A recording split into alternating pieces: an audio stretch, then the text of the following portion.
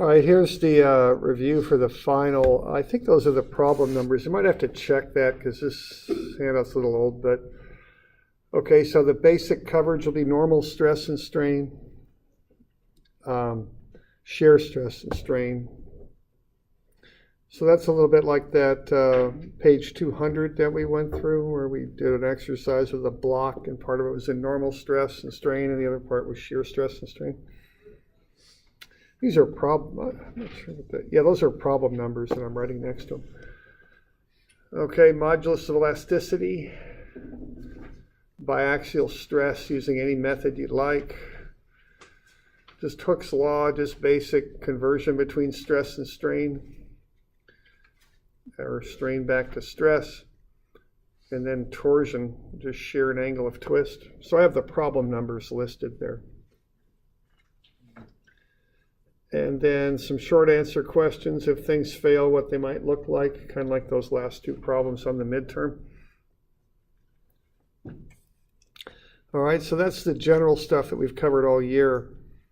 The main coverage would be centroid and moment of inertia, shear and moment diagrams, bending stress and shear flow like we just covered, and then deflection like we're about to cover. So there'll definitely be some shear and moment, bending stress, shear flow, maybe not. Deflection will be on there too, okay? And then this list up above, I'll kind of pick from. I don't know if I can get all of that stuff on there, but I'll try and get a bit of it on there, okay? So that's what's up for the final, okay? And we can go over that a little bit more on Friday if you like. There are some review questions in Moodle. You know, there's a bunch of review materials in there if you'd like to look them over. So be aware of that, okay?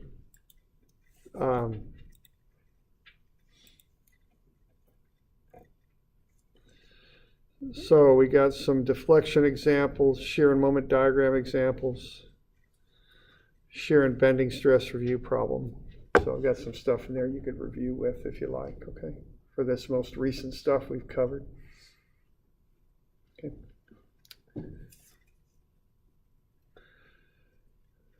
But why don't we have a look at bending stress here a little bit. Or deflection, I'm sorry, deflection is what I mean.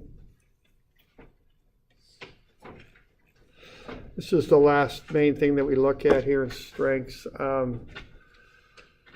All right, so there's some basic relationships that hold on this stuff. What we're looking at are how far beams would deflect, how much they bend when you load them. Okay, so that's the basics of what we're looking at here. We don't want to have too much deflection in beams. It can cause problems, everything from cracking plaster to interference on parts of a mechanism to those sorts of things. So, you know, we want to keep the bending to a minimum.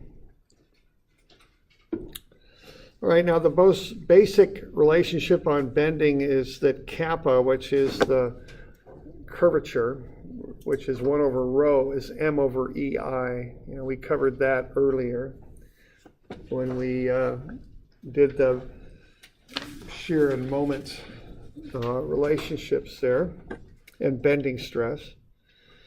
And if you take differential equations, you know that 1 over rho is equal to this equation here. It's the second derivative of y with respect to x divided by 1 plus the first derivative squared to the 3/2 power.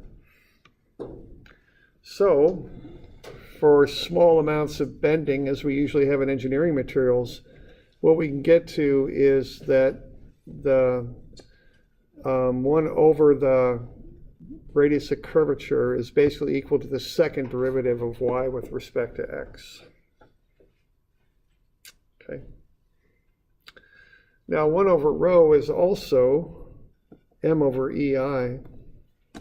So the moment then is EI times 1 over rho, which is EI times that second derivative. Okay. So what that does is put together a nice little chain here for us.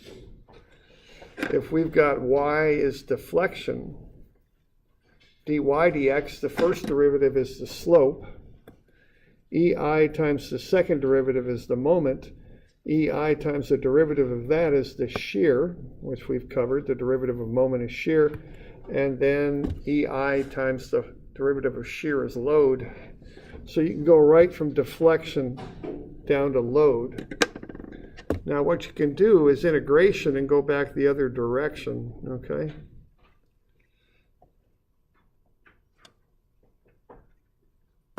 So if you start with the load diagram, which you would, take an integral, you get to the shear. Take an integral of that, you get to the moment. Take an integral of the moment, you get to slope. Take an integral of that, and you get to deflection. So that's probably the most basic way of determining deflection, is do a number of integrals.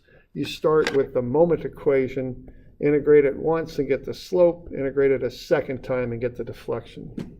Okay?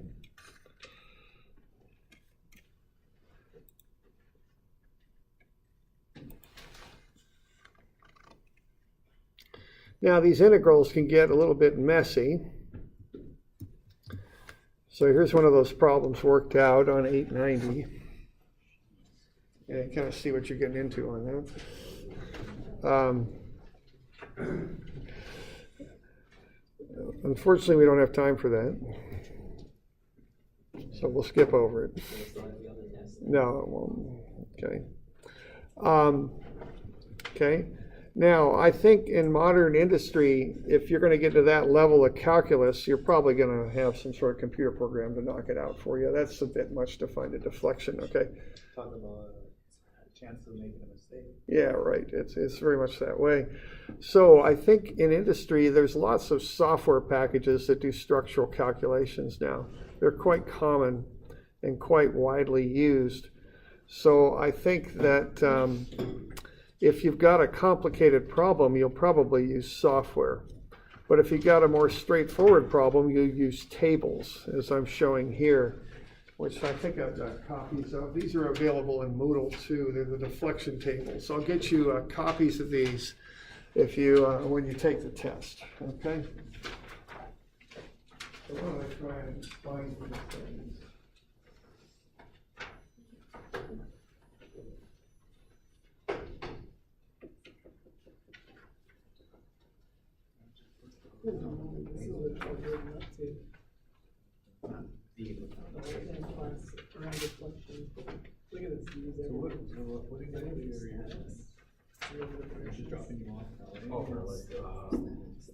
Yeah, I would just stay there.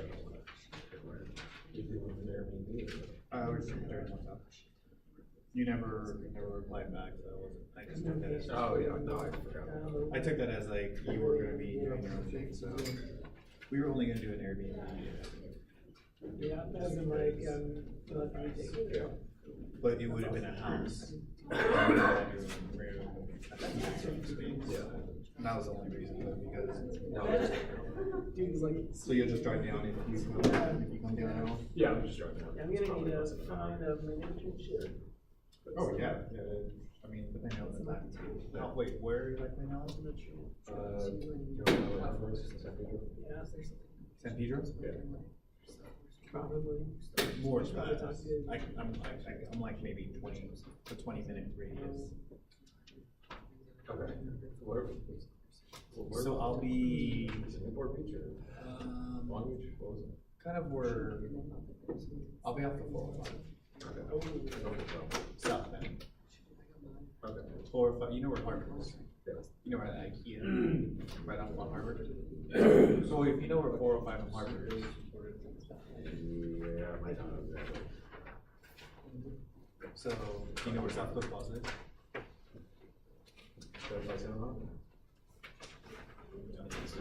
I think I know. Santa Monica. Santa Monica is LA County. Really? So you're saying if you go through, I'll just show you. like if you go through.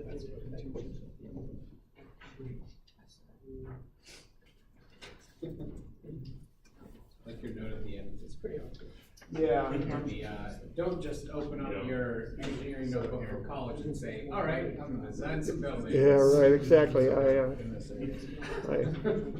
So That's my sentiment entirely. So, So there you go. So we got two different formula sheets. First off, be aware you've got a simply supported one on one side, and then on the other side you've got a cantilever. Okay. So what you can do is use these tables to find deflections. Okay. So simply support on one side, cantilever on the other. So let's go ahead and figure out the deflection of point B. So let's say we got a cantilever and we've got a load at the end. So that distributed load is 3 kips per foot, load at the end is 4 kips. So maybe we've got a nice overhanging porch over the ocean or something. 3 kips per foot is the dead load, the load of the structure itself. And then we got everybody over on the end of the cantilever there looking out over the ocean. So they create a 4 kip load out there. Kip means 1,000 pounds. All right, so let's find the angle and delta at B. Actually, why don't we just find delta B? Oh, I don't know, let's see what we can find. We can probably find them both, but there we go. So we got 4x6 true beams there, and we can find the moment of inertia of the beam. It's BH cubed over 12, 72 inches to the 4. We've got E, which is 29 times 10 to the 6. That's actually the E for steel, so it looks like we really designed a pretty strong beam there, 4x6 solid steel, so that thing's ready to go. Well, actually, not that deep, but it's wide. Okay, so first thing we're going to do is make some conversions. So if you're ever doing these in the English system, and in this country we are in the English system, you got to convert everything into pounds and inches. That's what you want, okay? So remember to do that in the English system and do it right off the bat. Don't try and do it after you're halfway through or something, or you're done or something like that. Okay, so I'm going to get, and there's a lot of stuff that needs to be converted. 8 feet into inches, 96 inches. That's the length. We got 3 kips per foot. That's 3,000 pounds per foot. But I don't want to be in pounds per foot. I want to be in pounds per inch, because I want everything in pounds and inches. So that's 250 pounds per inch. And then 4 kips is 4,000 pounds. Okay? So I do my conversions, and that's especially important when you're using the English system. Okay?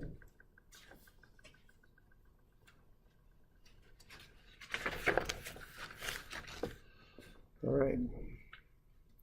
So I get that done first, and then I just pick 2 cases off of the sheets.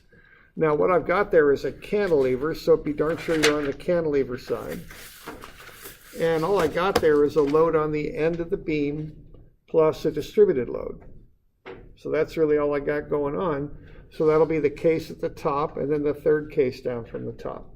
And then you just add the stuff up. That's all you got to do. There's no fancy effects going on here. It's just the sum of the two. So for the cantilever, I've got theta b. Now that's the slope. It's an angle in radians or the slope. Either one. It's WL3 over 6EI. Delta B is WL4 over 8EI.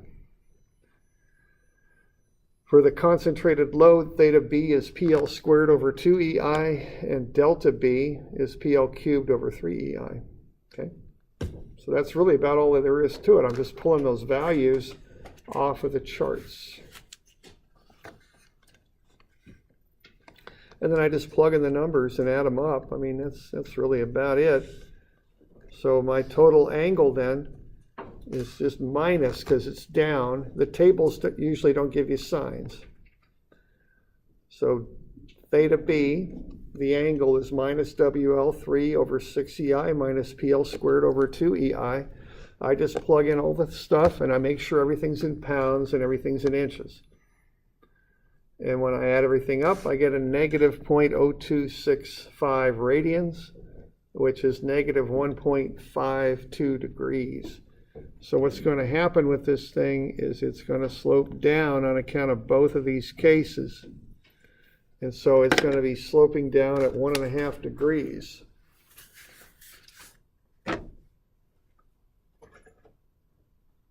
Okay.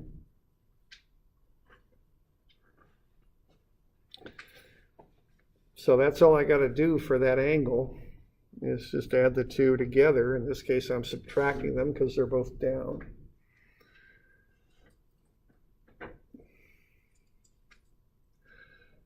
And the fancy word for this is superposition. It just means you can add stuff together. That's really about all it means.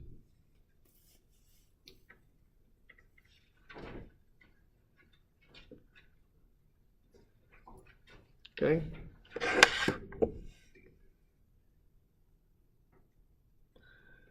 So that would be the slope at the end of the cantilever.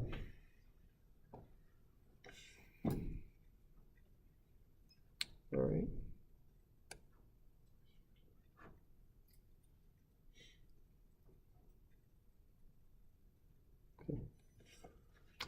Now delta B total is just minus WL4 over 80I minus PL3 over 3EI. And again, you just plug everything in, be sure your units match. And what that beam's going to do is sag a little bit by almost 2 inches, negative 1.83 inches. That's about it. Okay. The negative is just because of our forces are in the negative direction. Yeah, down. Okay.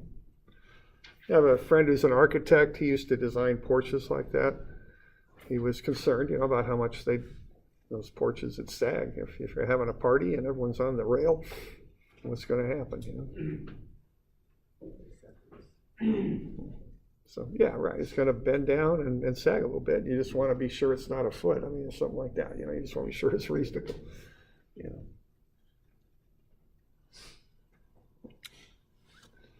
Yeah, question. So we had this designing like my dad's house that he built, Yeah. and the engineer ended up like asking us to do something, and he redid the calculations. It's like actually there could be 100 people dancing on that with 3 feet of snow on the roof, There you go. and I'd feel comfortable in that situation. Yeah. I have a friend who's an architect, and yeah, he does this stuff. He has his engineer named Carl, and Carl just over designs everything, and my friend just loves that because it ain't gonna fall down if Carl designs it, so he's happy with that. He, Sigma B, there's delta B. Delta B, 8 EI, yeah.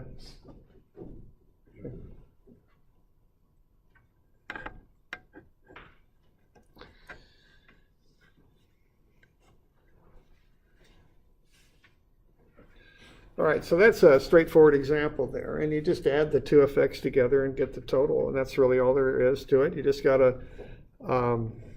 use the signs properly, too. Now, the other thing, though, is sometimes you get into situations that aren't directly covered by the tables, and if that's the case, you have to use these a little creatively. So this is the next one, page 910, I think it is. So let's say we've got this beam.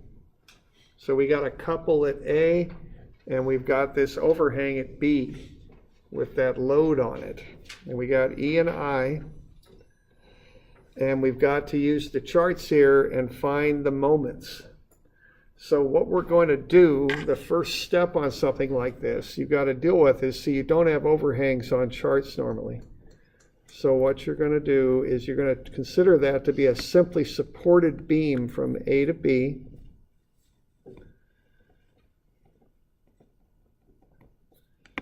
So you're going to have a beam that just runs over like that. And you've got this couple here at 72 Newton meters. And then to figure out the effects here at B, you're going to take that distributed load and turn it into a couple. And that will get you the effects at least from A to B, because that's how that overhang is going to affect point B. It's going to act like a couple. Okay, so the first thing that I would want to do here would be to calculate the moment at B. And that's 4,000 newtons per meter, because kilonewtons are thousands, so 4,000 kilonewtons per meter, 3 meter span, and then you apply that distributed load force at the centroid, which is 1.5 meters over from B. Okay. So that'll be 18,000 Newton meters. Okay. Clockwise. So a distributed load, 4,000 newtons per meter over a 3-meter span. So that gets you 12,000 newtons pushing down, and that's applied at the centroid, half of 3, 1.5. So that'll get you 18,000 newton meters of moment about B. Okay.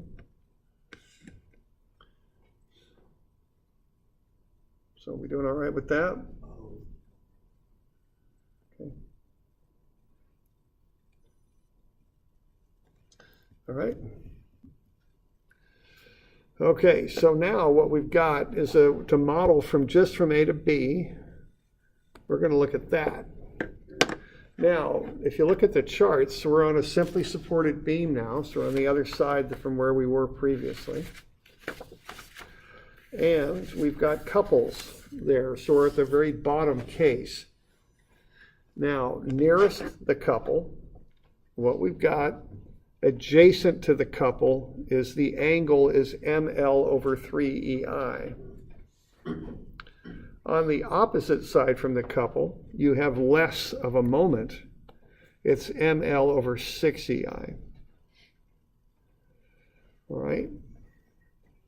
So the bending there is more pronounced next to the couple, less pronounced on the opposite side. Okay. Now, I like to be able to visualize what's going on here, so what I do in my mind, I put a T-bar handle on that, like welding a handle on that thing, like so, and then apply a moment to the handle. Now, if I do that, which way will that beam bend? Is it going to sag down or bend up? If I take that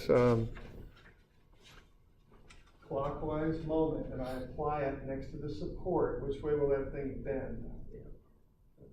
What do you see in that? Turning my hand clockwise, Emily? You all good? So that's the visualization that I do on that. I think of welding a T-bar on that and turning the T-bar. So in this example, that thing's going to bend down like that. It's going to be more pronounced here, so the slope will be ML over 3EI next to where the couple's applied. But on the far side, it has a little bit of chance to recover, so it's ML over 6EI on this side, and that's the slope. Okay? This way, with a negative couple, you have a positive moment. I'm not thinking so much about moment diagrams on this. I'm just doing more of a visual kind of thing. Because you have your couple going in one direction, then you have your moment going in an opposite direction. I don't know if that's so. Or you have your arrows, what's on the top, where the 72, Yeah. 18, you have them downward in a Okay. clockwise direction, but then you have your moment in a counterclockwise direction. Where's the moment? This moment? Yeah. That's just off the chart, though. That's just showing a generalized case. That's not really directly related to the homework at all, to this particular problem.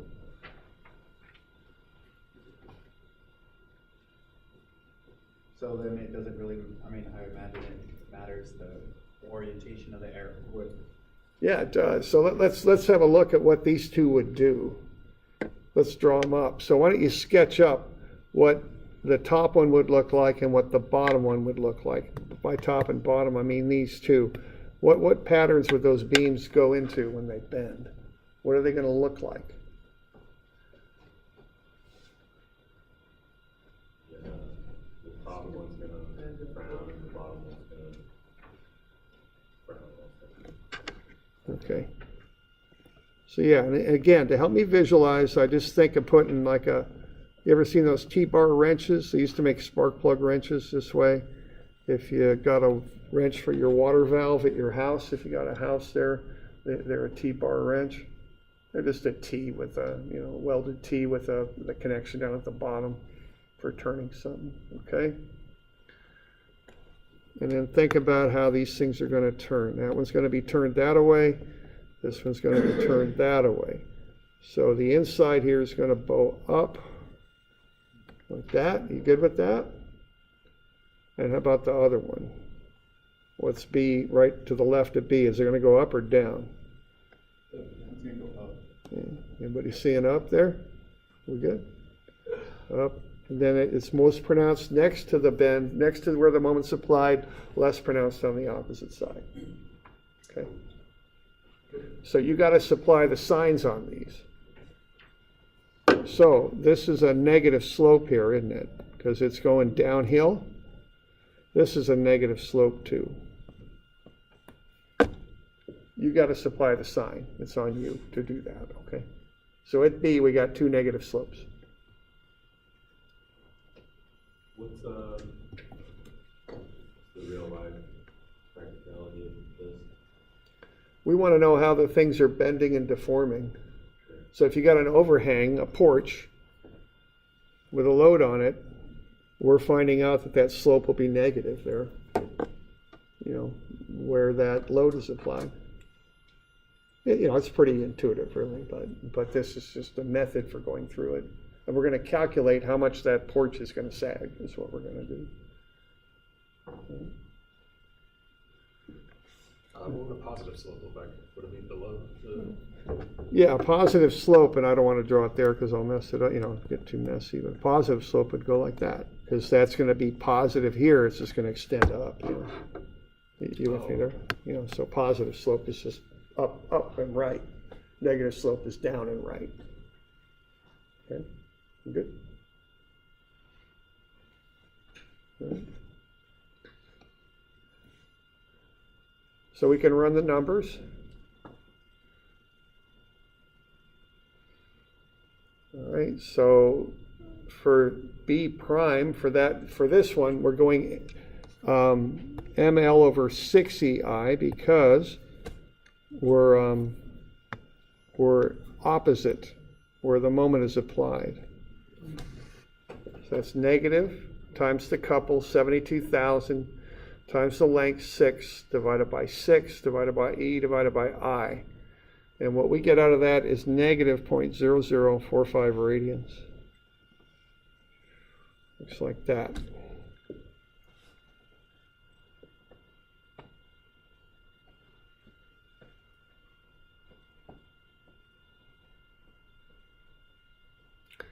And then for the couple at B, the 18,000, looks like that. I'm exaggerating it a bit, but okay. So negative, because it's down, 18,000 times 6, divided by 3EI, because we're adjacent to the moment. Okay.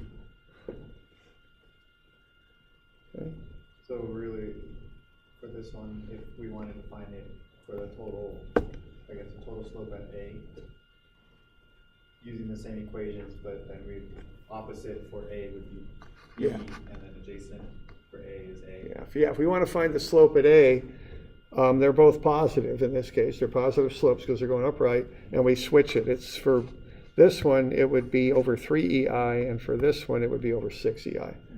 Because if we're looking at A, then we're adjacent and then opposite, as opposed to opposite and then adjacent. Yeah, right. Okay. All right. So we just add the two effects together, we get the total slope, but you could think of it as either a slope or an angle in radians. So 0.00675 radians. All right.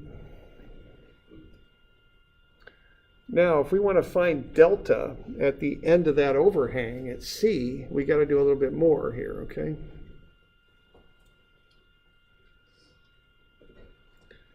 All right. So, you all right with that so far?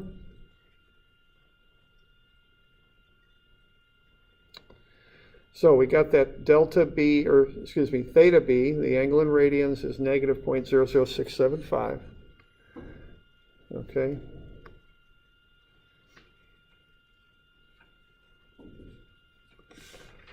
Now, we got 2 steps to find that total delta C. Now, notice on your table, C is considered to be the middle of the beam.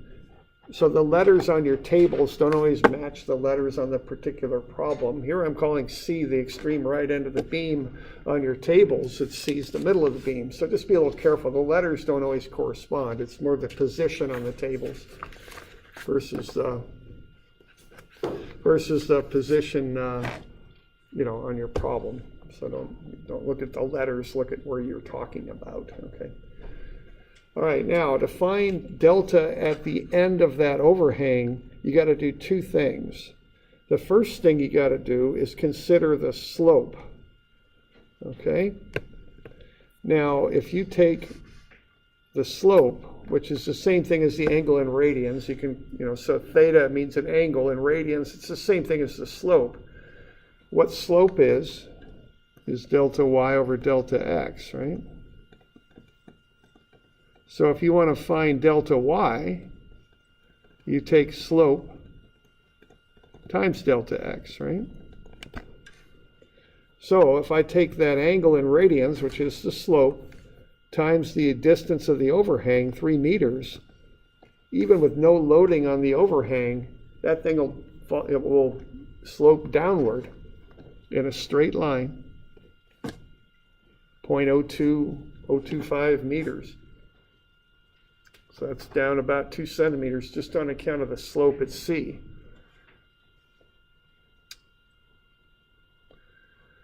But it's going to actually bend further than that. That's just due to the angle at B. It's loaded as well. Like a diving board, that's going to make it sag further.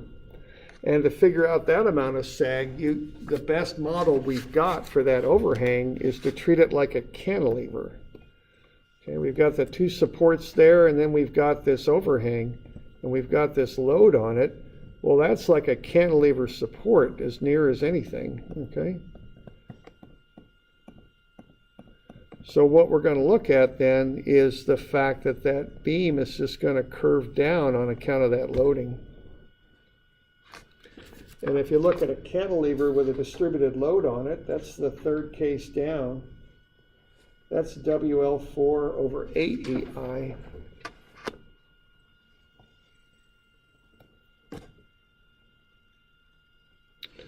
So we'll go negative 4,000 newtons per meter times 3 meters over 8 E and I.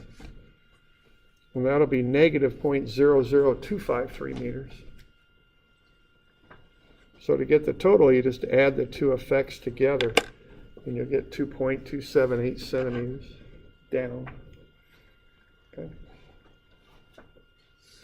So sometimes you have to get a little bit creative in how you use the tables. The 2 situations I've seen that require this kind of creativity is one is the overhangs like that, where you kind of treat them as a couple at the support and then a cantilever extension, and you add the effects together like we just did. And then the other kind of little creative thing you can do is use subtraction to find values. Okay. All right. So to do that, if you've got a problem like this, what you would do with it would be to take a full cantilever with a full distributed load on it, and then take a cantilever with a partial distributed load on it and subtract. So you're going to go this case minus that case, and when you do that, that will equal this case, okay? So that's how you would solve for something like that. You'd use subtraction. So you just do something like that and come up with negative 0.1311 meters, 13 centimeters on that one. Okay? And you don't need to copy all this down. We're about out of time. I'll just show it to you. But okay. Now keep in mind though that that looks like a little bit of messing around, and it is. But you do a little bit of subtraction there. for that particular problem. And, you know, you can see the solution on that. Now, you know, you can go back and compare that to page 890. And even though there's a little bit of screwing around, it's a heck of a lot worse than doing 890. They're the same problem, just done two different ways. So these charts can really save you a lot of labor on this stuff. Okay. All right. All right, so that's a bit on deflection.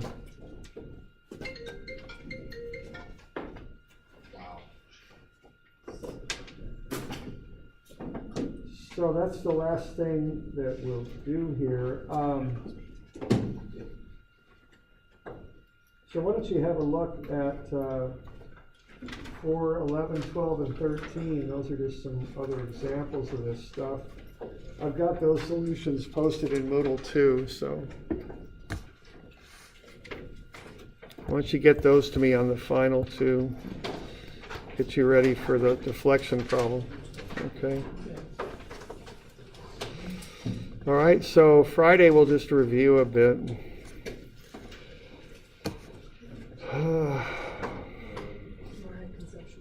Is today the 14th, right? Yep. 12th, 19th, okay. 4, 11, 4, 12, 4, 13, that's it. Okay, We have 8 due on Monday.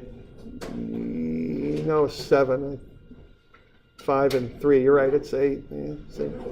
You got the solutions in Moodle. 351. 351, 353, 361, 362, and 371. Is this green sheet like a good summary, or is this in addition to the green sheet on a test? 360. I'll get you both on a test. Okay. The green sheet ought to be double-sided, I hope. And yeah, it is. And yeah, that's what you get, both of those on a test. Okay. And then no notes though. Right. I'll text you too.